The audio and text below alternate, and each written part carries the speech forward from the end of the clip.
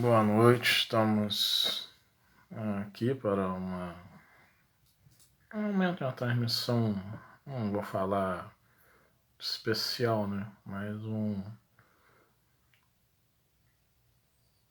pequeno momento que a gente pensa em ter em outras vezes também, né? Que é estarmos com companheiros e companheiras, né? Para estar junto conosco, né? Neste momento, né?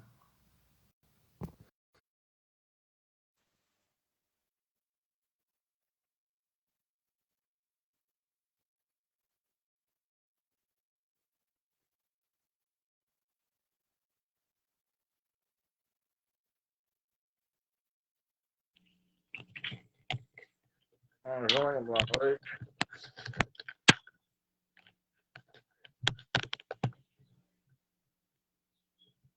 Tá me ouvindo bem aí? Tudo bem, Leonardo? Tudo bem. Tá me ouvindo bem aí? Tô te ouvindo. Você tá sem fone, né?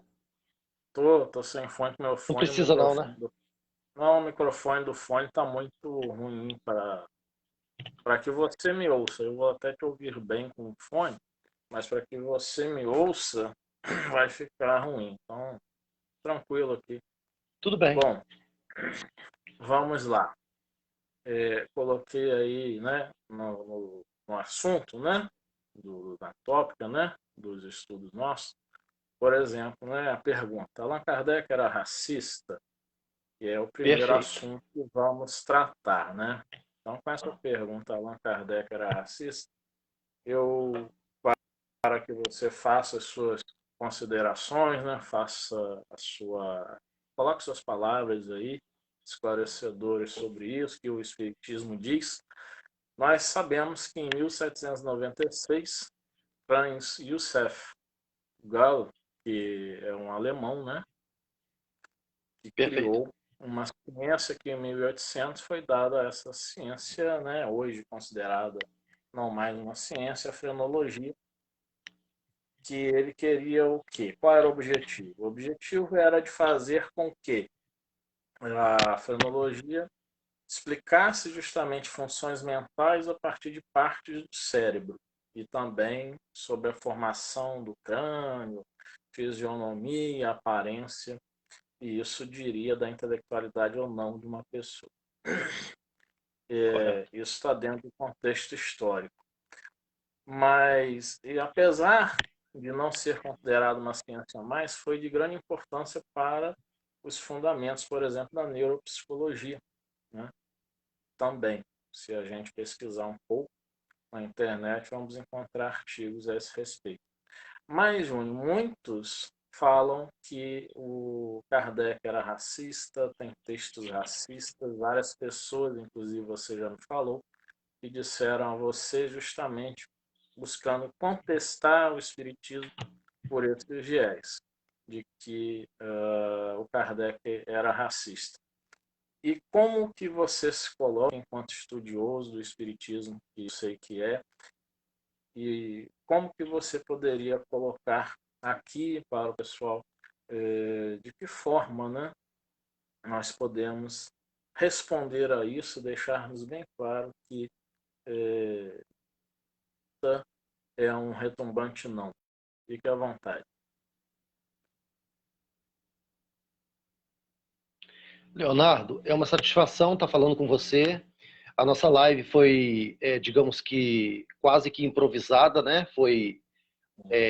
Nós pensamos sobre esse assunto e sobre essa live praticamente ontem, né? E, e a gente há de aprimorar mais sobre o assunto, o conteúdo, enfim. Agora, quanto a essa questão, é uma satisfação também estar falando com você e com o público da página do Grupo Espírita, né, Semeadores da Paz, que é dirigido e de uma certa forma, coordenado por você. Sendo você um psicanalista, uma pessoa nobre e respeitado já na sua área de profissão. Mas quanto a essa questão do racismo, que algumas pessoas acabam apregoando ou fazendo advertências sobre essa questão, direcionando o espiritismo, ou o próprio Allan Kardec, o professor Hippolyte Léon Denisard Rivaio, a gente vai ver que, baseado nessa pseudociência que somente depois foi reconhecida e foi caracterizada e classificada como pseudociência, a frenologia, ela naquela época, ela classificava sim as pessoas, né? Basta que demos um Google ou entremos no assunto com mais propriedade para que possamos ver toda essa pauta ou essa temática abordada nessa live sobre essa questão do racismo e espiritismo. Realmente está em uma nota doutrinária falando a respeito disso. Porém, se não me falha a memória, a própria FEB, a Federação Espírita Brasileira, ela chegou a fazer retificações e retificou essa questão, levando em consideração essa questão primordial que era, essa ciência que até então era considerada, era até respeitada, e que depois foi realmente, digamos que, entendida melhor, e que as pessoas não eram e não poderiam ser classificadas pelas suas condições mentais e pela sua condição da proporção do crânio, como é colocado de forma bem rasa, que eu estou falando aqui, pela frenologia.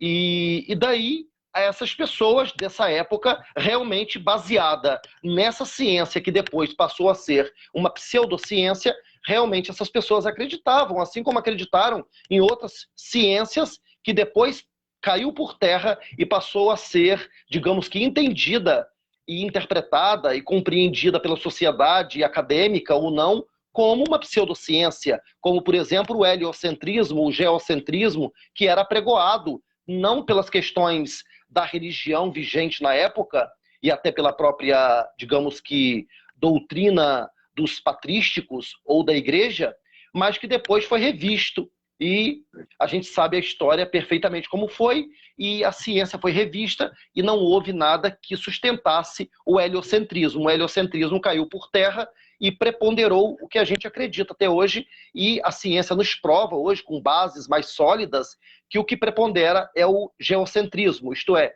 a Terra nunca foi centro de coisa alguma. O Sol é que lidera, como astro-rei, digamos assim, entre aspas, a sustentação vibracional e da vida e da própria, digamos que, da própria condição de vibracional, né, da nossa galáxia, da Via Láctea.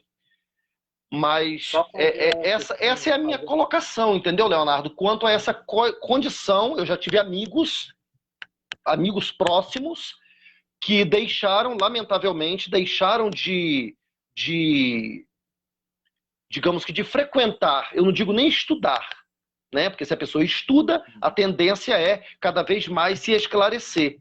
A verdade vem à tona de uma maneira ou de outra. Agora, quando a pessoa adentra um grupo seja ele filosófico, seja ele o que for, e a pessoa não mergulha nesse grande mar do conhecimento que vem através da literatura, realmente a pessoa vai se deparar com o disse-me-disse, com o que está ali, o que está aqui, e se a pessoa não adentra de forma séria e extremamente profunda, realmente a pessoa vai bater de retirada e não vai ficar, porque, como eu falei para você, eu tive uma amiga que ela virou para mim e falou que ela não estava mais muito simpatizante ao espiritismo devido a essa nota racista, e que Kardec era racista. E eu virei para ela e falei assim, olha só, eu não vou entrar nem na pauta da frenologia, eu vou apenas fazer uma colocação. Sendo o espiritismo uma doutrina reencarnacionista, sendo a reencarnação uma doutrina de fé ou uma doutrina de condições biológicas que proporciona ao espírito a evolução, ora, há um paradoxo aqui. E ela virou para mim e falou assim, mas como um paradoxo? Eu falei, veja bem, como que nós podemos sustentar algo diante de qualquer preconceito, seja um racismo, um preconceito contra a sexualidade de alguém, a religiosidade de alguém, o direito de crer ou não crer de alguém, se a própria reencarnação que nós acreditamos joga por terra tudo isso? Porque, ora, hoje nós somos judeus, amanhã poderemos vir como hindu, depois poderemos vir como espíritas, depois poderemos vir como, enfim, nas mais diversas condições que apraz a criatura humana ao conhecimento dessa vida biológica, dessa vida aqui encarnados nesse planeta. Então, a própria reencarnação por si só, Leonardo, você está me compreendendo? A própria reencarnação por si só, ela joga por terra qualquer tipo de preconceito. Se eu tenho preconceito contra uma mulher, amanhã eu posso vir num corpo de mulher. Então, cadê o preconceito? Eu vou acabar espiando e resgatando tudo aquilo que eu fui, digamos que algoz, e agora eu seria vítima dos meus próprios preconceitos. Então, a própria lei da reencarnação, ela joga por terra e ela mata o preconceito quando ela lhe propõe as condições pedagógicas de você estar inserido diante do seu preconceito, você adentrar no próprio preconceito e voltar a experienciar na própria vida corporal esse preconceito que outrora você alimentou. Fala aí um pouco, Léo. Perfeito. Não, só fazer uma parte que no momento em que você falou heliocentrismo e geocentrismo, teve uma pequena confusão, que você falou que prepondera o geocentrismo, na verdade, né? Prepondera o heliocentrismo. Ficou entendido o que você quis dizer, Sim. só a expressão que tá legal, você tá legal. trocou. Obrigado pela... Sim, sim. Perfeito, Corrigir perfeito. isso aí. Sim, E a claro. questão que você É fala porque a gente fica, às vezes, você sabe, né, Leonardo? Você me é um conhece há, o quê? entusiasmo, né? Mais de 25 anos, né? É um Então, você entusiasmo, é sabe um que às vezes a entusiasmo. gente fica empolgado, né? E às vezes coloca uma palavrinha atrás da outra. Mas isso faz uma grande diferença. É. Por isso que é bom, às vezes, ter outro para fazer essa pequena parte, porque aí, né, é, já desfaz, né, aquele momento devido. Perfeitamente. Quanto às questões que você falou da frenologia e também de outras ciências, né, nós vamos até a antropologia, especialmente, como já falei em outros estudos aqui, também a antropologia, na época de Kardec, ao encontro dos aborígenes, né, e do que eles chamavam de Sim. povos selvagens, inclusive considerando os pigmeus, por exemplo, aquela época, né, segunda metade do século XIX, como o elo perdido da evolução. E depois, com o avanço da ciência e da antropologia, viu-se que, na verdade, esse conceito estava equivocado. E Sim. Kardec, nesse contexto cultural, também colocou, né, que os povos negros, né, da África especificamente, não seriam então evoluídos, seriam espíritos na sua primeira infância. Mas era o contexto cultural em que Kardec buscava o quê? Acompanhar o desenvolvimento científico do então. Tanto é que em A Gênese ele fala, para mim isso é belíssimo. No primeiro capítulo, Caráter da Revolução Espírita, Allan Kardec fala em A Gênese que o Espiritismo caminhará para e passo, isto é, passo a passo com a ciência, e se em algum ponto a ciência demonstrar que há no Espiritismo um ponto em erro, o Espiritismo deixará este ponto e permanecerá com a ciência. Nós vemos isso, por exemplo, em relação à geração espontânea. Logo, em um livro dos Espíritos, os Espíritos falam um pouco, não é? Que a geração espontânea, sim, acontecia. Mas eles começam a falar um pouco sobre a lei da evolução. Isso por quê? Eles adiantaram um pouco o trabalho de Charles Darwin. O livro dos Espíritos foi editado e veio à luz em 18 de abril de 1857. 2 anos depois, em 1859, é que o livro A Origem das Espécies viria para falar Perfeitamente. sobre a evolução. E depois, com o avançar do tempo, Louis Pasteur também fez as experiências, né, científicas, onde viu, então, que geração espontânea não era uma realidade. Em 1868, Allan Kardec, no livro A Gênese, mais à frente, também vai ter um capítulo muito belo, cientificamente falando, colocando, então, que a geração espontânea não é uma realidade. E detalhe, ele nem falou em relação a ter perguntado isso aos espíritos, ele nos ensina que ele mesmo, com a sua mente científica de pesquisador, acompanhando esses processos, foi lá e escreveu, porque não precisava consultar os espíritos de um trabalho que já estava sendo feito pelo homem. E como ele Sim, fala no primeiro capítulo, caráter da revelação espírita.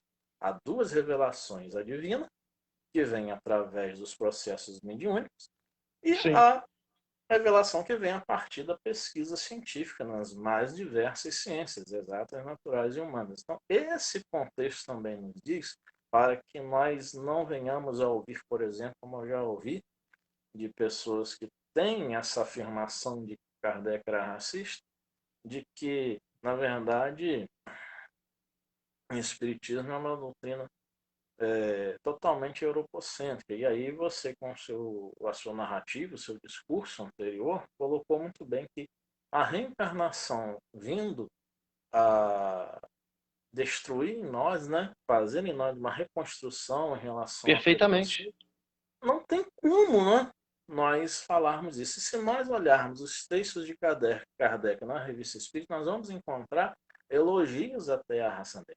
Inclusive uma Sim, conversa dele com o pai César, que era podemos dizer, um preto velho, né? sim. Que é um espírito mediano, que não tinha tanta sabedoria, e Kardec coloca notas dizendo de certas expressões que ele usa que estão totalmente consonantes com os ensinos espíritas.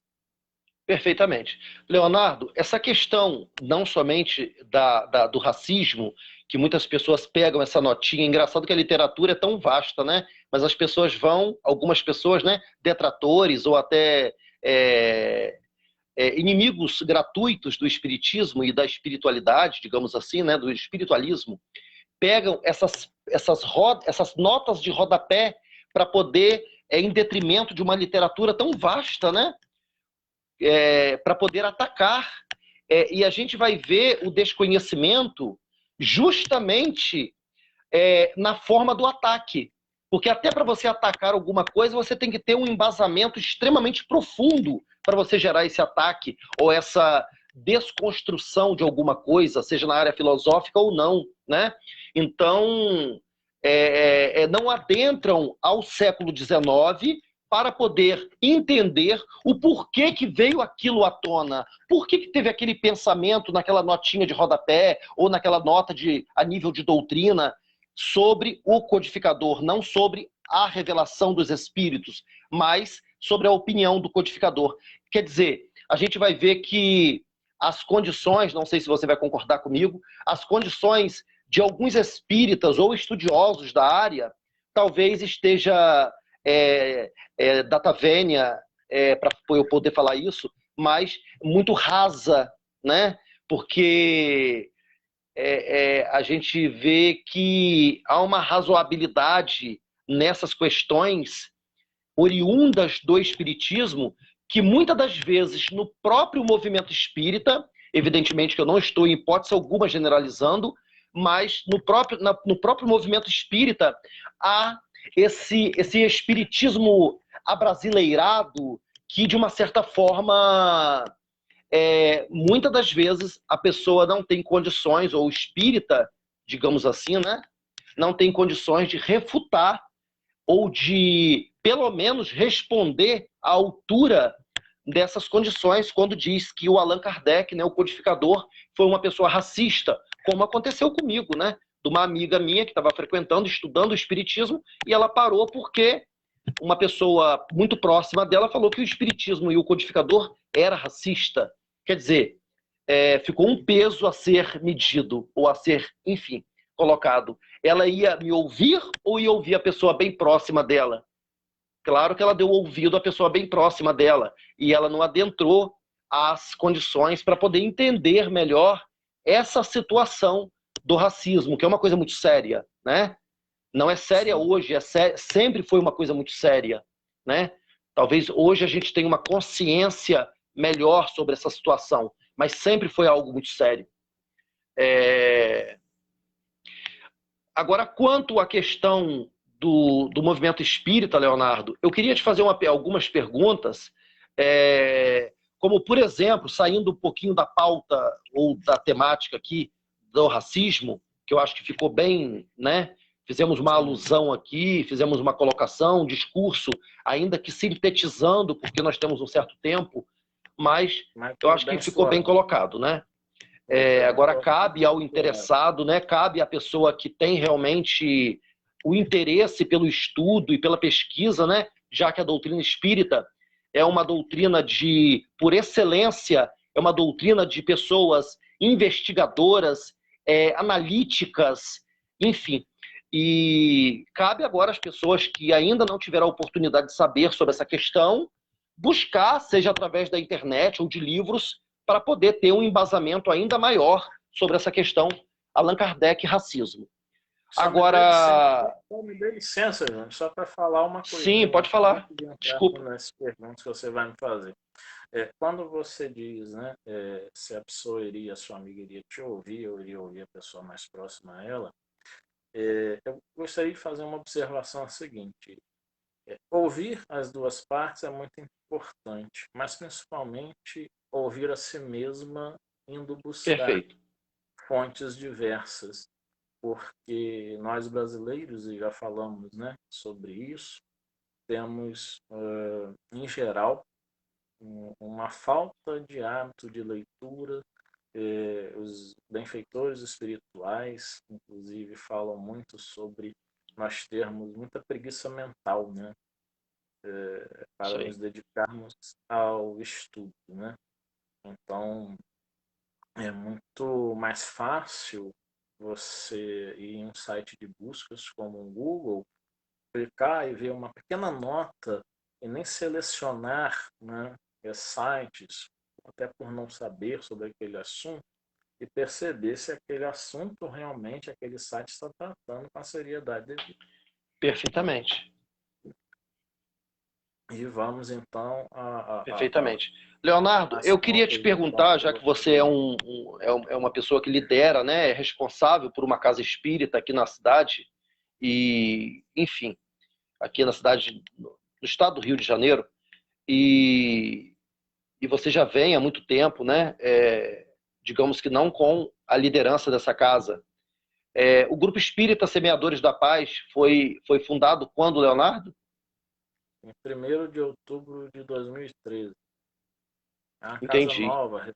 1º de outubro de 2013. É realmente uma casa nova, mas que vem, graças a Deus, né, fazendo um trabalho muito bonito na área social, né, na área de assistência mesmo. Estou falando aqui de assistencialismo, que a gente pode mais tarde, digamos que a nível de pensamento, entender como algo caritativo também, porque acaba envolvendo o sentimento, aí a gente já foge um pouco do assistencialismo e entra na caridade, porque é o assistencialismo com o amor, com o sentimento, né? Enfim. Mas, Leonardo, é uma pergunta corriqueira, tá?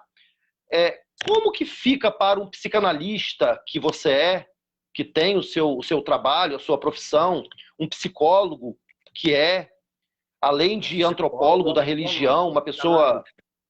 Oi? Eu não sou psicólogo, sou psicanalista. Não Desculpa, tá legal. Psicanalista, eu esqueci, a Beatriz, sua esposa, que é psicóloga, tá certo. Como que funciona para que os espíritas e não espíritas possam entender, até aquelas pessoas que não acreditam em nada e que tudo atribuem a psicologia explica, Freud explica, é uma coisa maluca e interessante ao mesmo tempo. Mas como que fica um psicanalista, uma pessoa tão bem orientada, tão bem instruída, digamos assim, não estou falando em detrimento de outras pessoas que talvez não tenham abarcado essa questão acadêmica, mas como que fica para um psicanalista, principalmente, digamos que liderar algo profundamente espiritual, como, por exemplo, uma casa espírita, que vai elaborar trabalhos na área da mediunidade, que Allan Kardec, digamos que acabou classificando e acabou criando esse neologismo, essa palavra, médium, como, por exemplo, um entendimento mais profundo da reencarnação, já que a reencarnação não nasce com o espiritismo, a reencarnação é a segunda maior crença do mundo, perdendo apenas para a crença em Deus, seja lá o Deus que lhe aprouver, o cristão ou não. A comunicabilidade com os espíritos, isto é, acreditar em processos obsessivos e interferências espirituais, isto é, aonde que eu quero chegar? Como que fica para um psicanalista que foi lá, que investigou a literatura de Freud, que estudou Freud, Jung, Lacan, entre outros, adentrar nesse trabalho tão bacana, porém, que diverge opiniões no próprio meio acadêmico da psicanálise? Então, não é difícil para mim, né, colocar essa situação, por quê? Porque diante dos estudos espíritas que venho realizando ao longo do tempo, a psicologia transpessoal sempre apareceu, inclusive, nas obras da Joana de Ângeles, na psicografia do Divaldo Pereira Franco, onde há muitos estudos ali envolvendo a psicanálise, né, criada por Freud, a psicologia analítica, criada por Jung, a retomada da teoria de Freud por Lacan, bem como autores outros, como Melanie Klein, que vai tratar mais de aspectos de uma psicanálise infantil, né, psicanálise com crianças.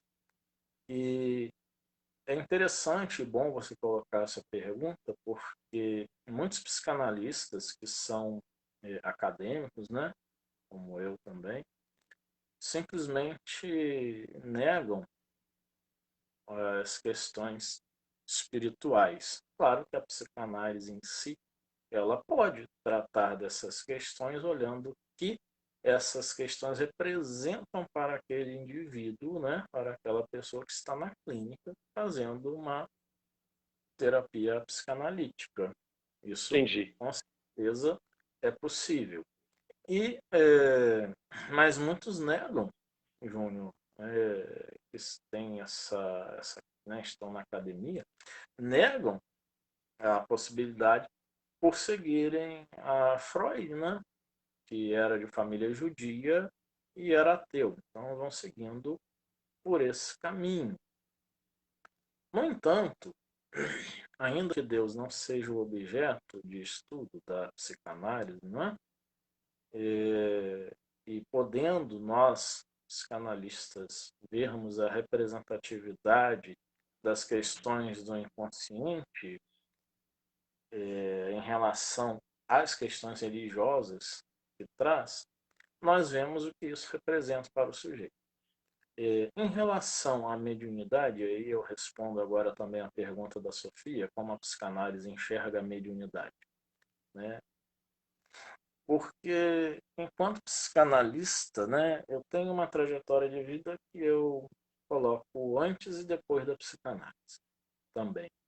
Porque antes da psicanálise eu não tinha acesso, eu não tinha conhecimento, né? Acesso eu tinha, perdão, mas eu não tinha conhecimento da psicanálise e acesso, aí eu posso usar essa expressão, a uma investigação mais profunda da psique humana. Então, em relação à mediunidade, a psicanálise em geral, a psicanálise, falando em si mesma, ela enxerga como sendo um momento da participação, por exemplo, religiosa do indivíduo dentro da sua crença. E o que, por exemplo, se poderia explicar, vai se dizer muitas vezes que são processos do inconsciente sendo manifestados ali. O que aquele Pierre Janet, né, colocou como sendo automatismo psicológico, isto é, um médium manifestando uma personalidade, seja por escrita, seja pela fala, estaria fazendo dissociações, estaria tendo transtorno dissociativo de identidade. E a cada letra escrita, a cada palavra falada, com vozes diferentes ou gestos diferenciados, seria o inconsciente se dissociando. Só que fica a pergunta e a questão: até que ponto esse inconsciente vai estar se dissociando?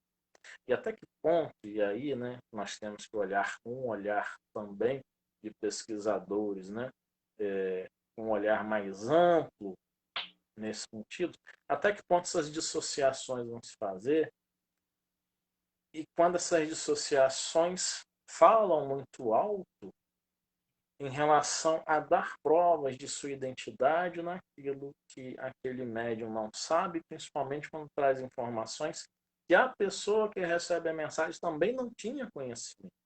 Então não tem como dizer que o inconsciente dessa pessoa conseguiu ler o inconsciente da outra. E aí a gente começa a fazer uma investigação mais profunda e conseguindo separar uma linha muito tênue do que é uma manifestação mediúnica em si mesma, com muita positividade, com provas de identidade, e o que é Autenticidade, né, a Léo? manifestação. Isso, prova de identidade. E a questão, sim, porque o Espiritismo também estuda as questões anímicas, né? Não quando a gente fala animismo no Espiritismo, não é um animismo no sentido do que na antiguidade, né, os povos antigos colocavam alma nas coisas, né? Nós falamos animismo como sendo processos anímicos, né? Que vem lá do latim anima, alma, e então aquele próprio espírito do médium está se manifestando. Muitas vezes pode se manifestar com algo, né? Em outras Dessa mesma palavras, Léo, vida ou de seria, outra vida. sem querer te atrapalhar, já te atrapalhando, em outras palavras, mais, digamos que mais popular, seria, o animismo seria, ao entendimento mais, digamos que mais comum, o animismo seria a pessoa achando ser uma comunicação, no entanto, a pessoa se comunicando consigo mesma. Isto é, um fenômeno produzido pela sua própria mente. Exatamente. Muitas vezes Entendi. até médios já experientes que estão, né, Perfeitamente. na reunião de desobsessão, quando estão assim tensos com algumas questões emocionais, eu já detectei, não falei, né, em alguns casos, em outros eu cheguei a falar com o médico. Olha, isso foi uma manifestação histérica. Isso foi, na Perfeitamente. verdade, um grande momento de catarse que foi realizado. Não houve uma Sim. manifestação espiritual em si mesmo, né? Então, nós vamos, né, ter também esse olhar. Mas, em geral, resumindo a resposta aí à pergunta da Sofia, como a psicanálise enxerga a mediunidade, no geral, a psicanálise está, aqueles que estão mais atualizados em relação a essas questões, simplesmente nós temos aqui uma companhia especial, Fanon. Fanon, dá tchau, Fanon, meu gatinho. E quando tem um olhar mais apurado, simplesmente faz o quê? Ele vai olhar também desde 2011 ou 2012, por exemplo, o CID, Código Internacional de Doenças, outros chamam de ACID, Classificação Internacional de Doenças, se eu não me engano é o F43.3 ou F43.10, se eu não me lembro agora, mas fala sobre estados de transe e possessão. E o que isso significa? Significa que então a medicina comprova as comunicações mediúnicas? Não exatamente, como muitos espíritas acabam se entusiasmando muito e colocando dessa forma. Nós temos que ser mais racionais aí. Há um respeito à diversidade cultural, há um respeito às questões religiosas, e o avanço que se tem com isso é de que a Organização Mundial de Saúde colocou então que ah, ao considerar estados de transe e possessão, quando uma pessoa está no seu núcleo religioso ou em algum culto em que há uma manifestação religiosa em que a pessoa fica em transe, isso não é patológico, porque essa pessoa manifesta esse estado de transe ou esse estado de possessão naquele ambiente em que ela está plena ali. E quando sai, ela tem uma vida normal. Os médios não são mais, há muitos anos, considerados possíveis esquizofrênicos ou esquizofrênicos em si mesmos, né? Porque não se tem um sintoma nos médiums de isolamento social, né? Quando os médiums não possam ter, né, outros transtornos psíquicos, que esse é outro assunto. Mas os médiums que têm um cotidiano, uma vida tranquila nesse aspecto, eles não são considerados mais esquizofrênicos, não é mais considerado uma patologia a mediunidade, como era anteriormente. Isso está dentro da classificação internacional de doenças ou Código Internacional de Doenças. Logo, quando um psicanalista, um psicólogo, estudioso do comportamento humano aprofundam-se na questão, vão se deparar com isso, né? E devem repensar também, quando pacientes lhe chegam, analisantes lhe chegam, com questões religiosas. Hoje tem muitos estudos em relação à psicologia da religião, porque o Conselho Federal de Psicologia, por exemplo, fala que o psicólogo não, claro, por ética, ele não deve estar fazendo na clínica uma clínica em que ele vá converter a pessoa à religião que ele segue. Mas muitos psicólogos acabavam não tratando de assuntos, né, religiosos, de assuntos transcendentes, por medo de estarem sendo antiéticos. Entretanto, a religião é sim, né, possível de ser abordada nesse aspecto que eu falei, como que símbolos, que representações essa religião traz para aquela pessoa. E mais, a Joana de Anjos coloca, por exemplo, estritamente no campo da psicanálise, o complexo de Édipo, né? Que em resumo é o menino de 3 a 5 anos que se apaixona pela mãe, tem um pai um rival, e a menina que se apaixona pelo pai, dos 3 a 5 anos, e tem na mãe uma rival. Tem um afeto grande ali. Muitas vezes, esse complexo de Édipo, com as pesquisas da reencarnação, nós vemos o quê?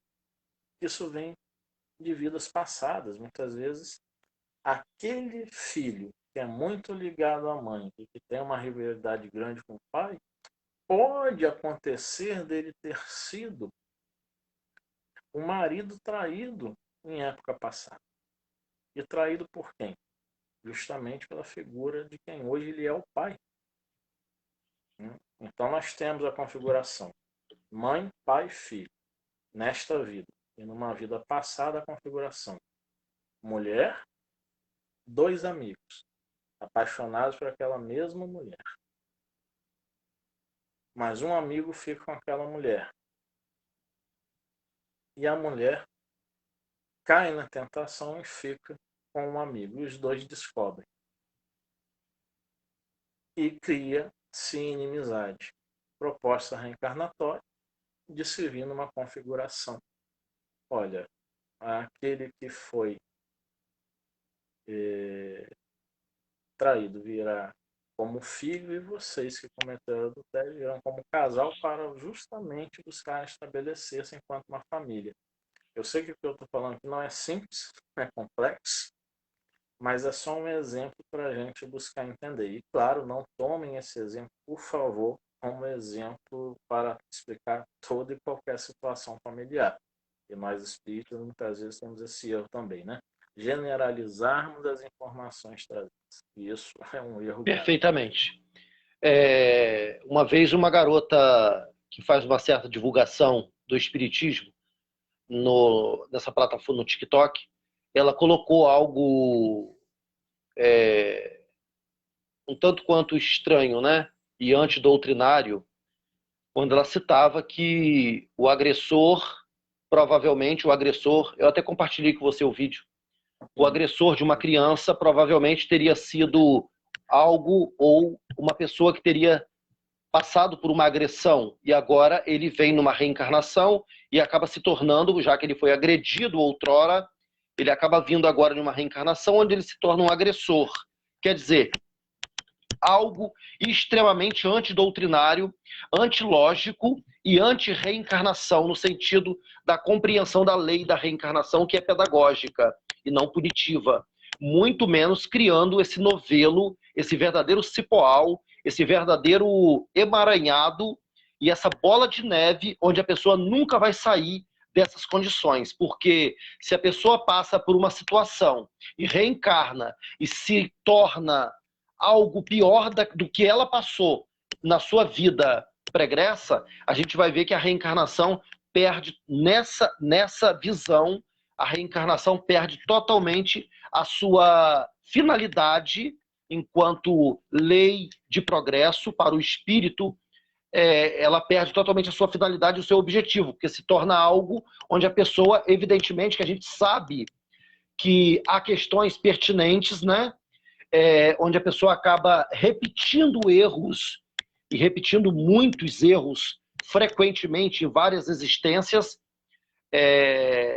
mas isso não quer dizer que tenhamos que ir para uma plataforma ou para as redes sociais e apregoar que o agredido outrora, agora renasceu e vai ser um agressor. Isto é, a gente estaria fazendo apologia, não somente à violência, como estaríamos colocando sob condições bastante precárias a filosofia espírita e a própria crença na reencarnação, que é uma lei de progresso ao espírito humano, de possibilidade de evolução, de crescimento ao espírito humano. Então, lamentavelmente, foi um vídeo muito reprochado, muito rechaçado, foi tombado, né? Alguém conseguiu retirar da plataforma, não sei como é que isso se dá, porque realmente foi assim, foi alvo, esse vídeo, ele tomou uma proporção tão grande, negativamente falando,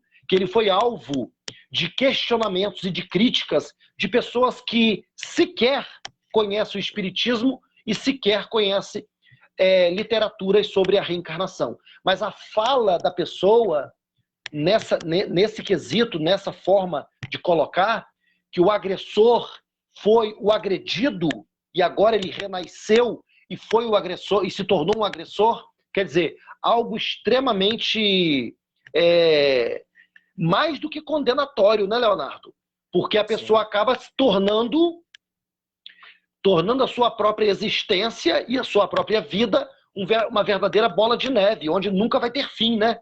E a gente sabe que a reencarnação proporciona ao espírito endividado ou ao espírito em condições de resgate possibilidades extras de poder crescer, ou pelo menos estacionar, né? Evidentemente que passando pelas provas e expiações que o mundo nos proporciona ainda, né?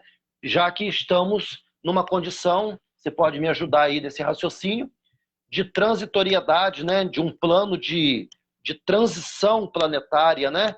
Passando desse mundo de provas e expiações, já que saímos de um mundo primitivo, passando por esse mundo de provas e expiações, que isso não são decênios, são séculos e séculos e séculos, né?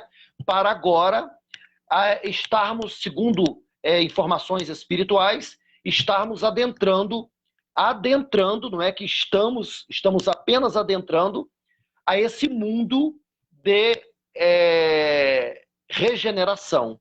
Eu me lembro de uma frase do professor Hélio Tinoco, quando ele diz que Chico Xavier uma vez relatou que quando a gente diz que estamos entrando no mundo de regeneração, ele dá um exemplo, ele faz uma analogia muito interessante, quando ele diz assim: a partir da meia-noite já é outro dia, nós já entramos no outro dia, mas ainda não é dia, ainda é noite, mas a partir da meia-noite já entramos no outro dia. Isto é, já entramos nesse mundo de regeneração, porém, é um processo de transição, é algo extremamente gradativo, paulatino, enfim.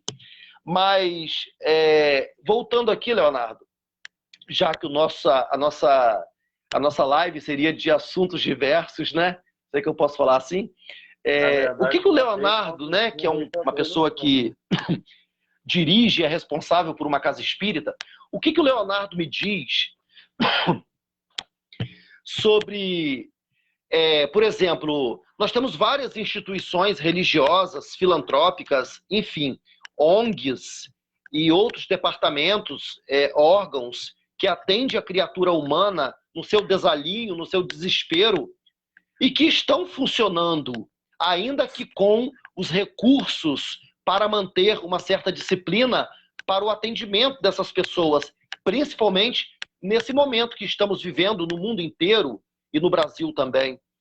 E algumas casas espíritas na nossa cidade, não posso falar do Brasil, mas posso falar da nossa cidade, muitas casas espíritas estão ainda na base do trabalho online. E a gente sabe que, com toda a tecnologia que temos em mãos, o calor humano jamais será substituído por um aparelho eletrônico, seja para agasalhar, seja para instruir, seja para tratar.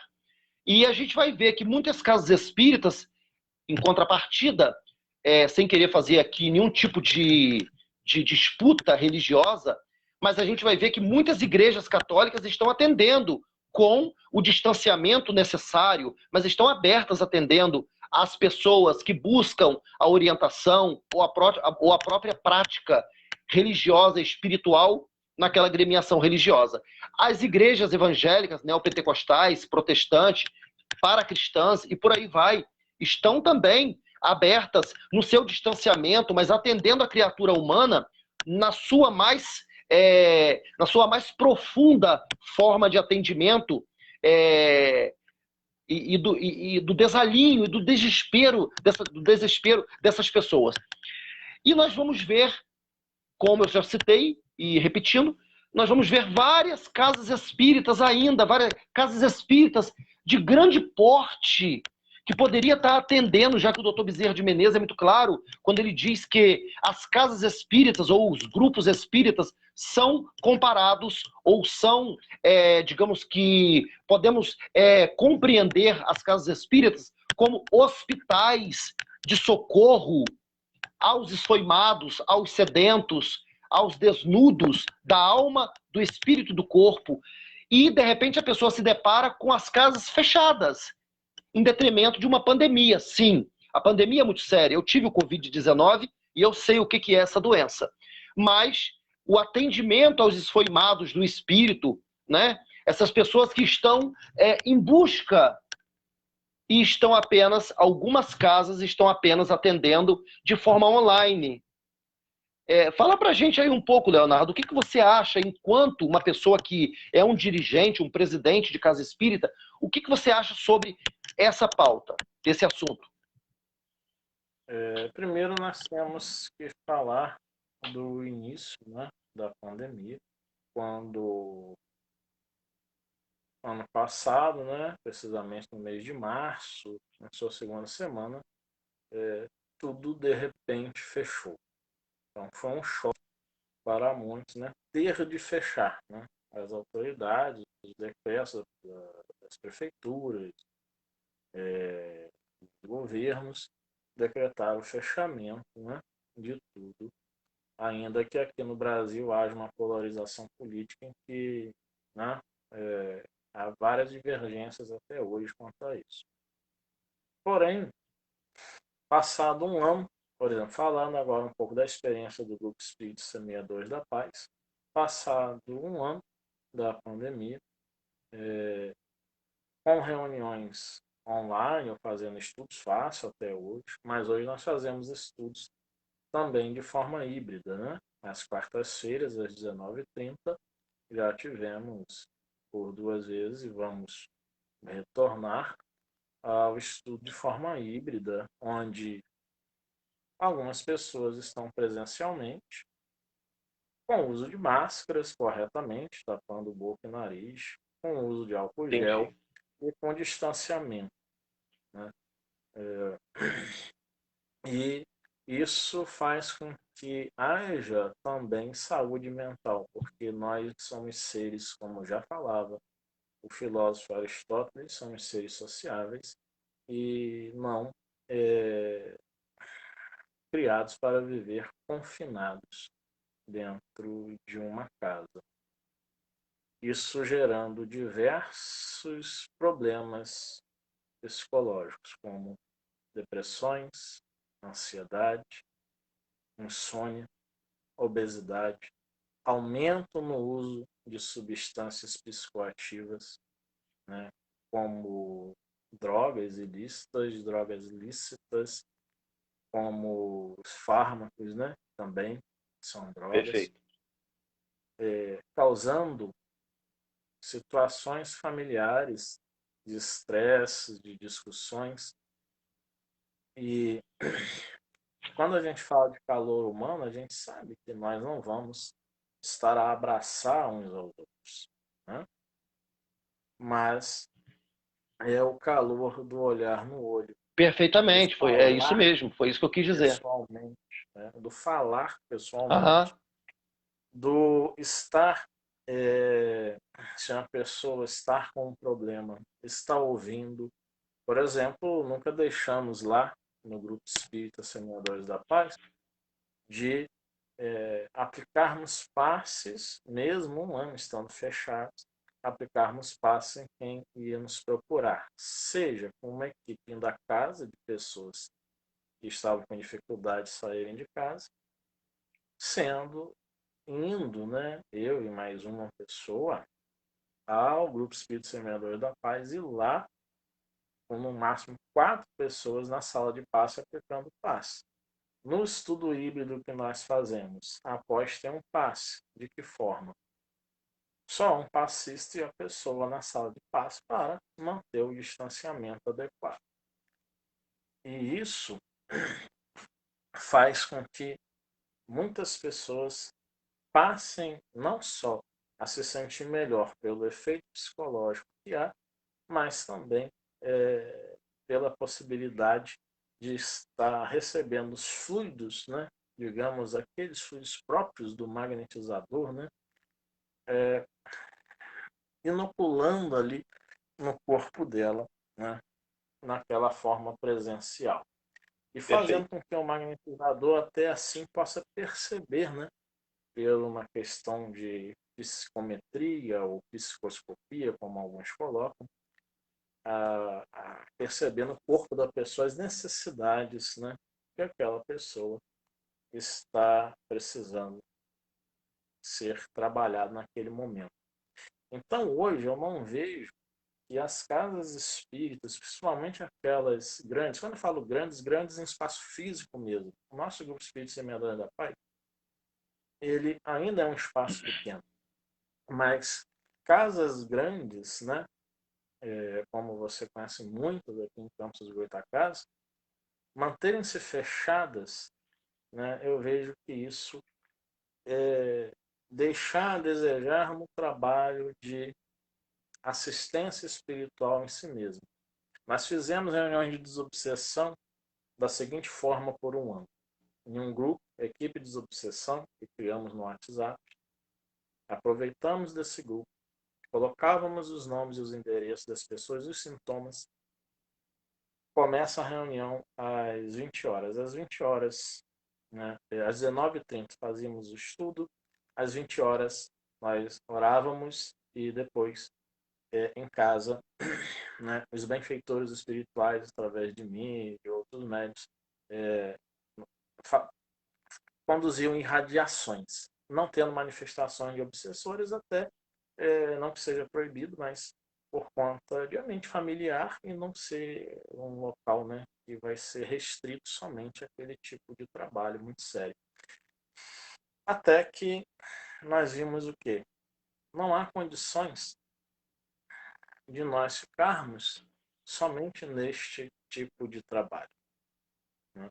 Então, retornamos às atividades de desobsessão de forma presencial, mantendo todos os cuidados, todos os protocolos de segurança, bem como os trabalhos que eu costumo chamar, o movimento espírita brasileiro chama de atendimento fraterno, eu costumo dizer aconselhamento espiritual, né? Que Entendi. é eles irem até nós procurarem orientações mesmo, pois estão com questões. E o fato de ser psicanalista, minha esposa ser psicóloga, ajuda bastante a gente, que a gente passa a ter uma escuta sim diferenciada, percebendo se Sem é uma dúvida. questão totalmente de saúde física, de saúde mental, se é preciso uma psicoterapia ou se realmente aquela pessoa está precisando de um tratamento psiquiátrico para que seja receitado é um fármaco e a pessoa fazer uso, né? Um tratamento medicamentoso. Né? É um psicofármaco aí, obrigado, Bia, corrigindo, né? Nesse caso é um psicofármaco, né? Leonardo, Então, isso é muito importante, porque fechar as casas espíritas totalmente vai deixar de dar esse calor humano que nós temos falado. perfeitamente. Foi o que eu falei. Quando eu digo calor humano, você até foi muito feliz nas suas palavras ao me compreender perfeitamente. E ao fazer uma observação. Não é calor humano no sentido de abraçar. Quando eu falei abraçarmos, não é abraçar no sentido físico, até porque seria uma incoerência, uma estupidez. Mas abraçar no sentido sentimental, fraterno. Leonardo, isso que você acabou de falar é muito relevante, né? Porque se entende num popular, numa forma mais rasa de entendimento espiritual, até no meio espírita, se entende, e entre outras religiões também, que tudo aquilo que decorre da mente pode ser algo para os espíritas, nós espíritas não, mas para outras religiões, principalmente aquelas agremiações cristãs, seria algo satânico, demoníaco. Para os espíritas ou espiritualistas, seria algo, digamos que, de um obsessor. Mas a gente sabe, Leonardo, com o advento da psiquiatria, da psicologia, o conhecimento melhor das doenças e patologias, sejam elas oriundas de traumas endógenos ou exógenos, enfim, de fatores, aliás, endógenos ou exógenos. Porém, onde que eu quero chegar? Você tendo esse conhecimento da psicanálise, evidentemente que aquinhoado e trabalhado junto com a sua esposa, Beatriz, que é psicóloga, nesse trabalho junto à doutrina espírita, acaba elaborando, não é, Leonardo? Um trabalho bem eficaz, né? Porque não fica apenas na borda da situação, onde a gente vai ver, você é testemunha do que eu vou falar, a gente vai ver, ou você pode ser, a gente vai ver muitos espiritualistas muito raso, onde às vezes a pessoa tem um problema puramente psiquiátrico a ser tratado, ainda que saibamos que quase todos os transtornos, ou todos os transtornos, principalmente na área da depressão, seja ela unipolar ou bipolar, tem um fundo espiritual. Porém, a pessoa deve fazer também, como um tratamento de auxílio ou coadjuvante, um tratamento na área terapêutica, psicoterápica e até psiquiátrica, né, Leonardo? Então, quando você citou que você, enquanto psicanalista, acaba compreendendo as necessidades da pessoa quando chega em desalinho à casa espírita, e você logo compreende, pelo seu conhecimento na psicanálise, que aquela pessoa necessita, sim, de um tratamento de ordem terapêutica, psicoterápica, ou até mesmo psicotrópica, com fármacos, né? Mas também, não só um tratamento auxiliando a esse tratamento, um tratamento espiritual. Porém, a gente vai ver que algumas pessoas acabam atribuindo a esses transtornos apenas algo espiritual, né? Fica muito raso a situação, né, Léo?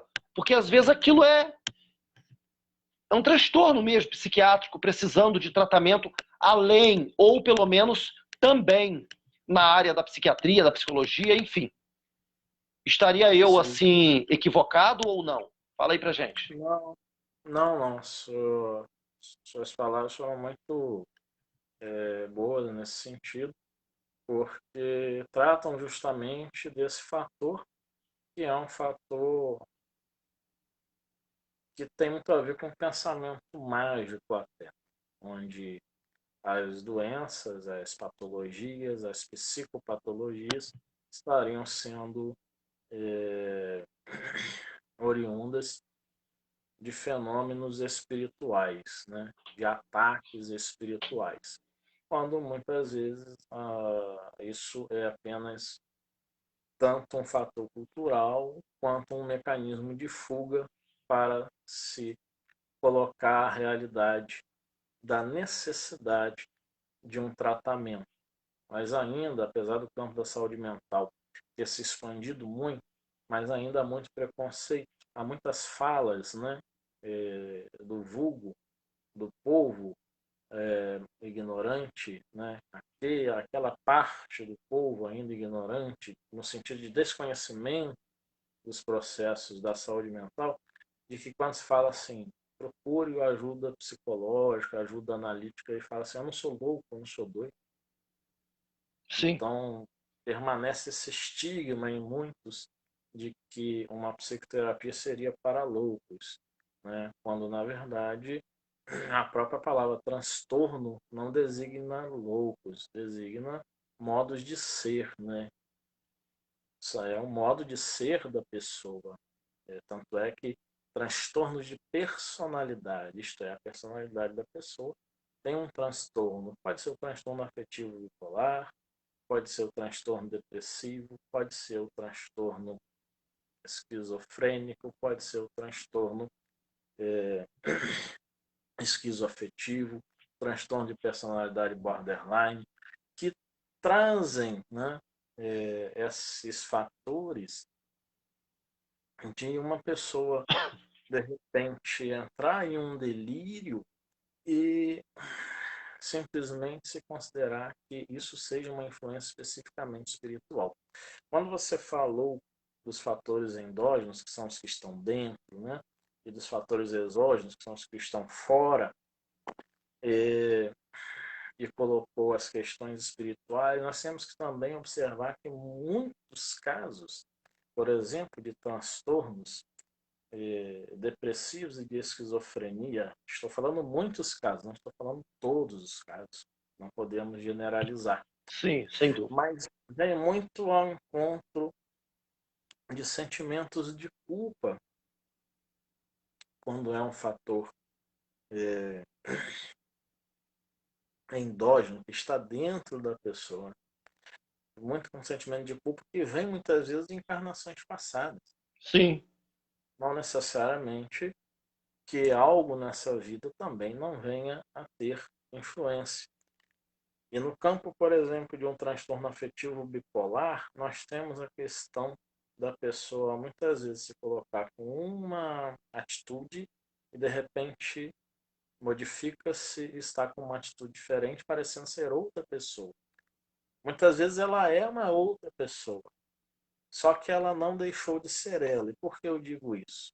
Ela não deixou de ser ela como a questão do animismo. É ela se colocando mais na personalidade que tinha numa vida passada. Não é aí um transtorno de síndrome de dupla personalidade. No transtorno afetivo bipolar pode acontecer isso, né?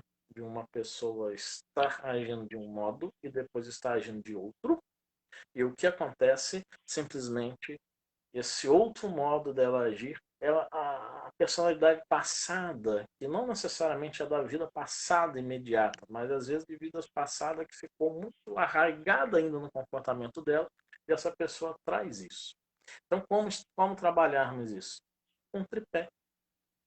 Tratamento com psicofármacos, quando necessário, para, se isso, né, a partir de exames, mostrar que mexe com a química, né, com a neuroquímica da criatura, sim, precisar-se-á de psicofármacos para haver a possibilidade também de se exercitar um controle. Mas não só isso, será preciso psicoterapia para a pessoa colocar as suas questões.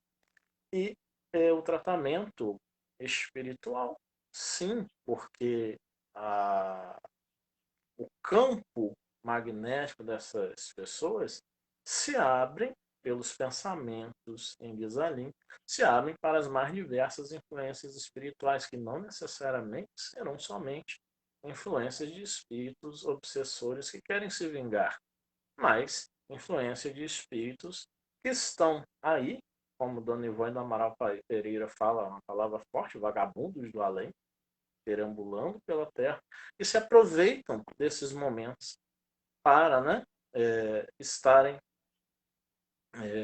ali, né, presentes obrigado, na Sofia, mente pela daquela participação, pela presença, ainda que virtual. Obrigado. Então acontece isso, essa influência dos obsessores vai estar se fazendo também. Por isso, lá no grupo a gente sempre fala de um tripé, né, que é o tratamento médico, o tratamento psicoterapêutico e o tratamento espiritual. Com isso, Perfeitamente. a gente conseguindo atuar para fechar um ciclo. Né? E a A gente importância vai de uma ver, abertura da Leonardo, a casa gente vai espírita é ver, essencial. sim, a gente vai ver o próprio Dr. Sérgio Felipe de Oliveira, ele falando, né, ele falando em várias palestras que ele profere aí, mundo afora e no Brasil, ele falando que, enquanto psiquiatra, professor, né, de medicina da USP e espírita também, ele acabou descobrindo, evidentemente, que na própria experiência e tratando seus pacientes a nível de consultório mesmo, ele acabou descobrindo que determinados níveis de depressão, o remédio não tinha um efeito. Então a pessoa ficava submetida àquele tratamento com os antidepressivos, os ansiolíticos, e não tinha efeito. Ele chega a falar assim mesmo. E olha que a gente está falando de um professor de medicina da USP, que, por sinal, é espírita. Poderia também não ser, mas ele acaba se rendendo e falando que a gente, quando adentra a espiritualidade, seja essa espiritualidade apregoada pelo espiritismo ou não, a gente vai ter um resultado melhor associando esse tratamento, se é que podemos falar assim, esse tratamento espiritual ao tratamento psiquiátrico, os dois juntos. E ele chega a dizer que a gente vai ter um êxito com aquele paciente, porque muitas das vezes a pessoa chega no nosso consultório e fica 1, 2, 3, 4, 5 anos, 8 anos, 10 anos, a vida inteira, morre com aquela problemática e não tem êxito com o tratamento apenas, digamos que, dos medicamentos. E isso são palavras do próprio Dr. Sérgio Felipe de Oliveira, quando ele cita isso em uma das palestras dele. Claro que ele faz uma abordagem muito mais ampla, né, a nível dos neuropeptídeos, dos neurotransmissores e das substâncias que acabam contribuindo para a depressão, mas também ele acaba adentrando nessas questões de ordem espiritual, corroborando uma coisa com a outra, digamos assim. E eu acho muito interessante isso daí. A medicina, a gente vai ver também o Paulo César Frutuoso, né? Um cirurgião oncológico no Rio de Janeiro, onde ele, 40 anos de medicina, professor também de medicina, ele acabou, por muito tempo já, não foi agora, ele acabou se rendendo ao espiritismo, se é que eu posso falar assim, porque o pai dele era espírita, mas ele acabou se rendendo ao espiritismo, sendo ele um médico oncológico, um cirurgião nessa área do tratamento do câncer.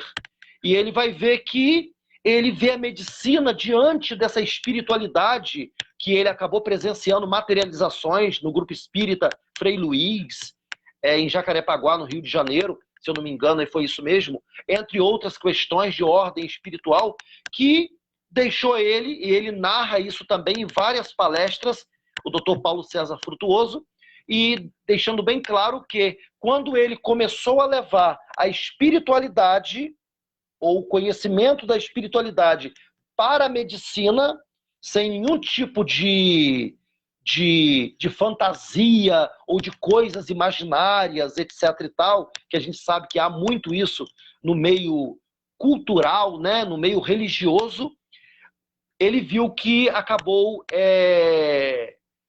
digamos que, tendo êxito em alguns tratamentos ou no tratamento nessa área oncológica, não apenas na área psiquiátrica, como narra o professor e doutor Sérgio Felipe de Oliveira, mas na área oncológica também, seja amenizando a doença, seja amenizando o sofrimento causado pela própria patologia.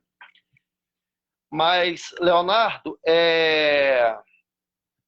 quando você cita, você falou agora há pouco, né?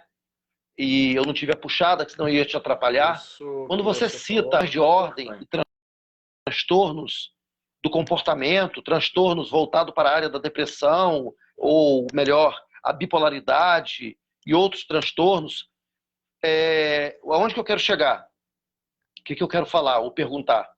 É, tudo isso tem uma associação ou tem como fundo de pano, podemos falar assim, algo espiritual, Leonardo, ou nem sempre? Então, como eu tinha Eu estou falado perguntando antes, assim para você, eu estou te perguntando dessa forma, porque o doutor Jorge Andréia, ele deixou muito claro quando ele teve uma vez aqui na nossa cidade, e, e ele deixou muito claro, mas também não quer dizer que a palavra dele é a única, né? É um senhor, um médico psiquiatra renomado, já desencarnou, já veio a falecer, e deixou aí, digamos que, uma, uma leva muito grande de obras por ele escrito e feito. Mas ele chegou a dizer uma vez que ele fala toda depressão ou todo distúrbio ou transtorno, ou até doença mesmo, na área psiquiátrica, ou não, tem como fundo de pano algo espiritual, já que somos seres espirituais que abarcamos um corpo de carne. Dá para a gente entender, Leonardo, quando o doutor Jorge Andréa fala que em toda condição de doença, já que a OMS diz que não existe, se eu não me engano, ela diz assim, não existe doenças, existe doentes.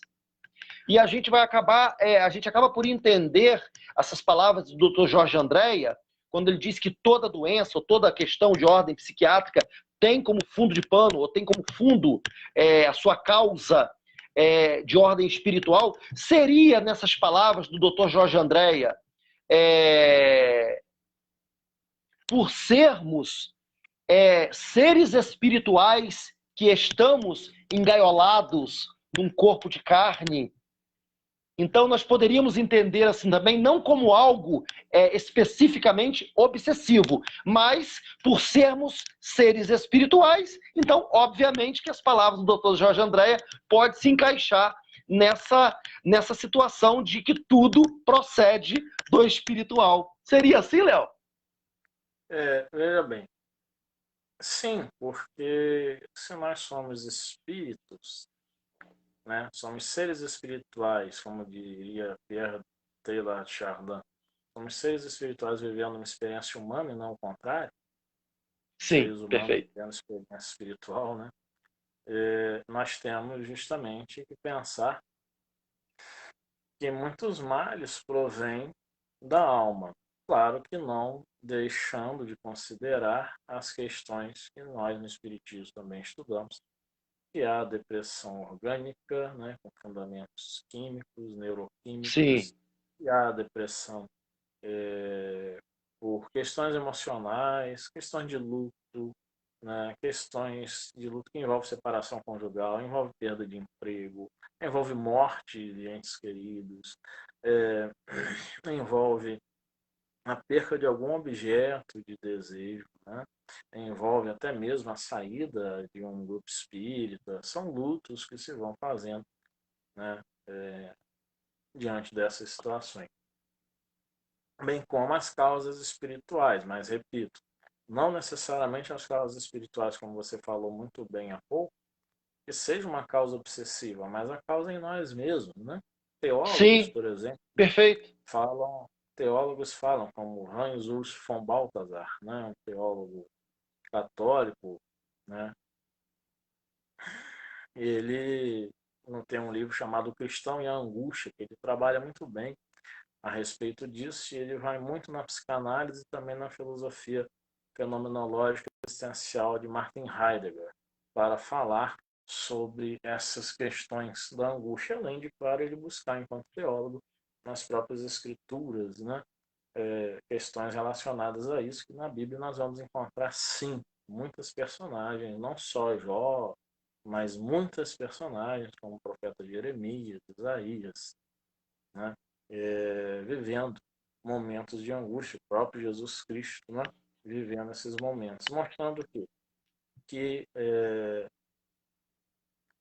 a angústia está presente em nós, né? Ela está presente porque nós estamos no mundo como seres desejantes, nós somos seres desejantes. Lacan falava sobre isso. E no momento que nós somos desejantes, quando eu alcanço o meu desejo, quando eu alcanço algo, eu já começo a ter aquela satisfação. E o Freud vai dizer que eu vou buscar novamente recuperar aquela sensação primeira de satisfação. Então eu vou buscar novamente aquele desejo, buscar realizar, satisfazê-lo. E quando não consigo, isso pode voltar, né, para mim em forma desse sintoma.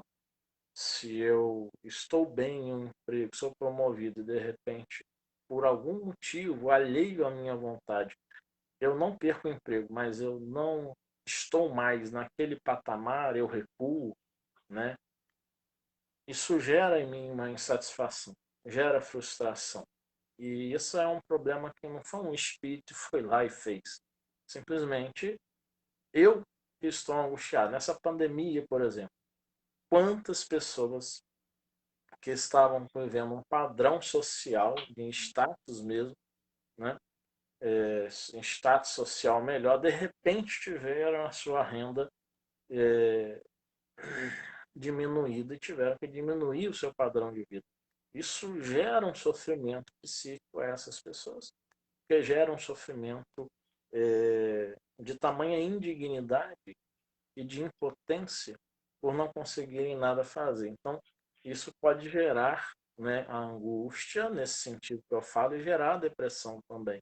Então, sim, nesse aspecto eu vejo que o Dr. Jorge Andréa, que tivemos o prazer de conhecer por alguns momentos, né, você também, quando esteve aqui em Campos, e eu lembro, em umas palavras até que ele me disse, que bom, ele me olhou com os olhos, até vi muito amor naquele olhar dele, que bom termos jovens que estão estudando e pesquisando, porque ele me viu, né? Eu pedi aí para autografar diversos livros, mas eu não comprei na hora. Eu já estava lendo, então ele viu os livros todos grifados. Eu abri e pedi para ele autografar, e ele olhou e falou que bom que temos jovens pesquisadores. E é isso, João. João, vamos precisar encerrar por conta do horário. Sim, tudo bem, tudo bem. Você fazer as considerações finais, senão o Facebook vai tirar a gente do ar de repente. Tá legal. Eu só queria fazer uma observação nas suas palavras, que foram felizes também. E quando você fala aí das questões, né? A gente vai ver que nós estamos vivendo, se não há muito tempo, se não já está inserido na criatura humana, e quando você fala que a decepção, a frustração acaba abalando o meu eu, mas esse eu a gente acaba voltando para a pedra inicial. Esse eu, que as frustrações e etc., luto e traumas e etc., acaba abalando, deixando-nos em desalinho, em depressão e etc., frustrações, etc. Esse eu seria o nosso eu espiritual. Voltamos para o ser espiritual que somos.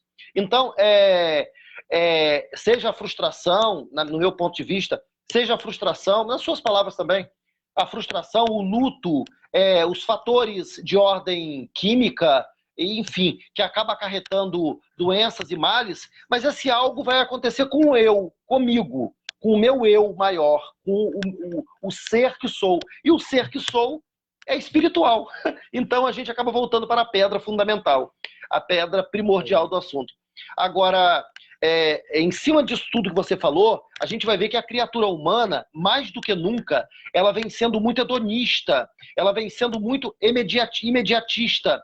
Isto é, ela tenta, ou pelo menos ela busca enfreadamente resgatar e satisfazer o seu ego com buscas, muitas das vezes inócuas, que vai trazer desalinhos, mas parece uma coisa teimosa mesmo, porque quanto mais a pessoa se frustra, erra, tomba, levanta e tomba novamente, mais a pessoa permanece naquele caminho onde vai lhe causar muito e muito sofrimento e dor. E a gente está vendo isso acontecendo, né? Essa busca desenfreada pelas coisas, como diz Divaldo Pereira Franco, as pessoas querem ter muitas coisas, mas não querem ser nada. Então, essa busca, esse hedonismo desenfreado, de buscar, de querer ter muita coisa e sempre mais, mais e mais, não estou fazendo aqui nenhum tipo de apologia, mas apenas expondo o meu pensamento. E isso acaba trazendo uma frustração, porque quando a pessoa acaba tendo, e de repente, por um motivo qualquer, de ordem financeira, de ordem pandêmica, como nós estamos vendo aí, de ordem econômica, política, sociopolítica, enfim, a pessoa acaba perdendo, porque tudo que a gente tem, ora um dia não tem, né? O mundo aqui a gente sabe que ele é extremamente passageiro, todos nós sabemos disso. E a pessoa acaba criando esse processo. O budismo entra muito seriamente nessas questões, o espiritismo com a proposta da reforma íntima também entra muito a sério nessas questões, que a gente acaba buscando muito essas questões puramente materialistas, né? Não estou dizendo que não são necessárias, mas a gente acaba buscando com uma veemência muito grande e depois aquilo passa entre os dedos da gente e a gente acaba, digamos que, perdendo, se é que eu posso falar assim. E aquilo acaba realmente causando uma grande frustração. Na área afetiva não é diferente, quando a pessoa acaba se relacionando e acaba quase que tomando posse da outra pessoa, quando diz que fulano é meu, usando de um pronome possessivo, e depois aquilo se desfaz com o tempo, seja pelo fenômeno natural da morte, seja por um fenômeno qualquer, aquilo se desfaz, como tudo nesse mundo se desfaz, né? Não é para sempre, e a pessoa acaba novamente entrando nesse desalinho da frustração e da decepção, porque achava que tinha e que, na verdade, nunca teve. E as minhas considerações, Leonardo, finais, foi um prazer estar falando com você. Nós tivemos aqui a Sofia, evidentemente essa live vai ficar gravada, né? Sim. Na página do Facebook, do Caminhos, do Grupo Espírita Semeadores da Paz. E espero, né? Espero que tenhamos contribuído de alguma forma, né?